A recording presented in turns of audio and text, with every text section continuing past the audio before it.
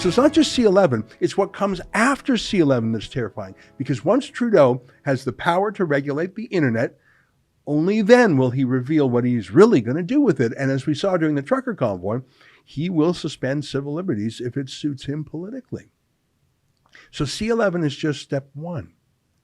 But Trudeau already has another bill in Parliament called C-18, or the Online News Act. And just like C-11 makes social media companies broadcasters for Trudeau to regulate, C-18 creates a new thing called digital intermediaries. Here's how that's defined in C-18.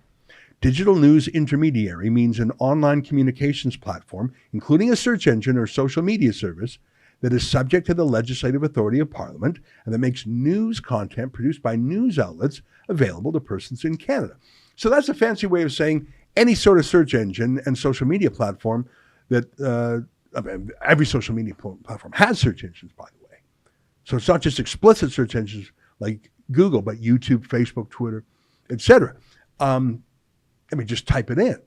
If you go to Google right now and you type in Trudeau blackface or carbon tax or whatever, the list of what shows up is what's regulated.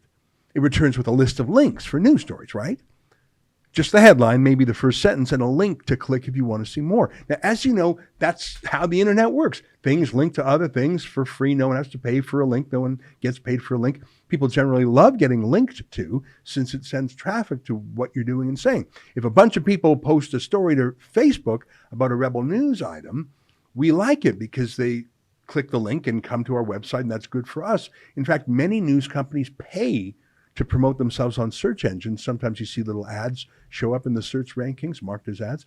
So obviously, if newspapers are advertising on Facebook or Google, it's because they see value in it. But what C-18 does is it forces search engines and social media companies to pay any news organization that they would link to.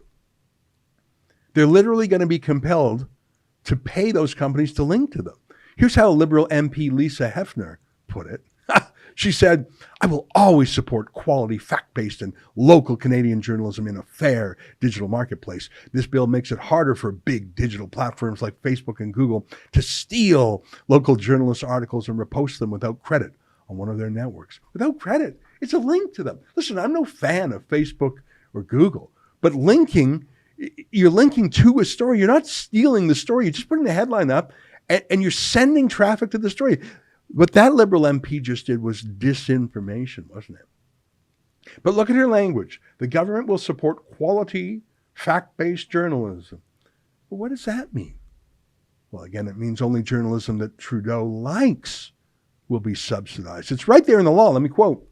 Eligible businesses designation. At the request of a news business, the Commission must, by order, designate the business as eligible if it, A, is a qualified Canadian journalism organization as defined in subsection 248(1) of the Income Tax Act.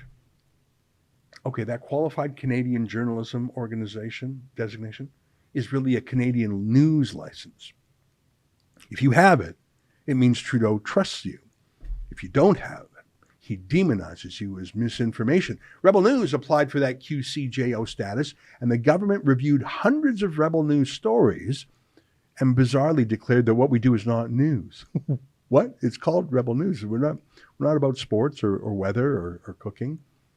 They literally said more than 99% of what we do isn't newsy. Now, that's bizarre, and we're legally appealing that decision. But it's pretty obvious why we were denied, but hard left-wing media groups like the Tides Foundation-backed National Observer get the designation because they're in step with Trudeau's regime. So C-11 commandeers the internet, lets Trudeau manipulate the algorithm, lets him regulate the internet. C-18 makes Facebook and Google and other search engines and social media companies pay money to journalists in Canada, but only to the journalists that Trudeau approves, not the ones he doesn't like.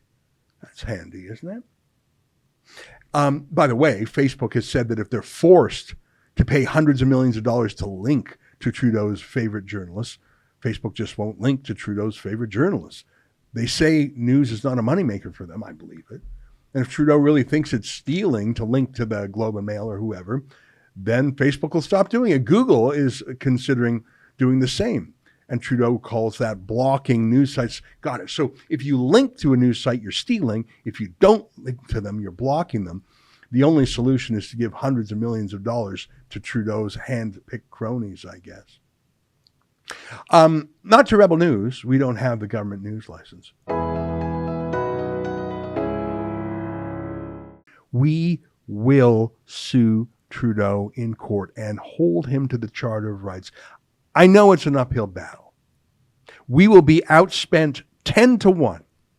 They will have a swarm of lawyers there to fight against us.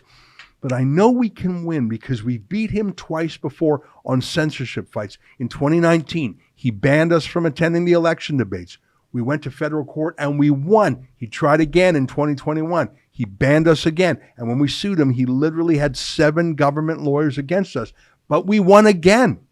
Twice we beat Trudeau on free speech against long odds. Maybe there's some hope left. If you want to help us, please go to stopthecensorship.ca. I think this is the battle of 2023. What the trucker convoy was in 2022, the internet freedom battle is this year. Help us if you can. Learn the facts, learn the arguments, and then help us take this Castro mini-me to court. Thanks for your help.